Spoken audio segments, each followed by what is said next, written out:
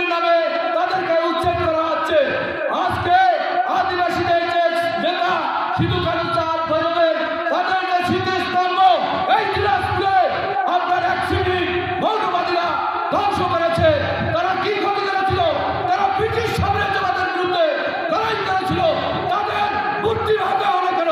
তাদের স্মৃতিস্তম্ভ ভাঙা হয়েছে। এই সভা থেকে আমরা নিন্দা এবং ধিক্কার জানাচ্ছি এই সমস্ত কুচক্রী মহলের বিরুদ্ধে। বন্ধুরা, দেশব্যাপী আপনারা আজকে ধর্ষণের শিকার হচ্ছে নারীরা। আজকে আপনারা জানেন সমস্ত ধর্মের দিকে আজকে কি হচ্ছে? মুসলমানরা শুকরের মাংস খাচ্ছে না, হিন্দুরা গরুর মাংস খাচ্ছে না, কিন্তু নারীদের বেলায় আমরা কি দেখছি? পুরুষ এক শ্রেণী পুরুষ আছে, পুরুষ সংবিধানক, তারা নারীদের বেলে কে হিন্দু, কে মুসলমান, কে আদিবাসী, নারীদের উপর ঝাঁপিয়ে পড়ে মধ্যযুগীয় কায়দায় নারীদেরকে ধর্ষণ করছে, অনেক নারীর জীবন দিয়েছে।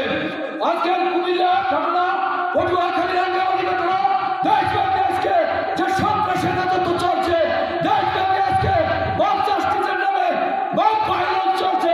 এই মব ভায়োলেন্সের বিরুদ্ধে আজকে জনগণকে ঐক্যবদ্ধ হয়ে আমরা প্রতিরোধ করবো এবং সরকারকে জানাবো মব জাস্টিসের নামে মব ভায়োলেন্স আমরা আর হতে দিব না।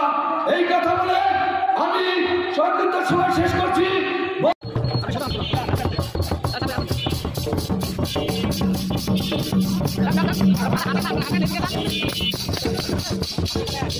Gracias.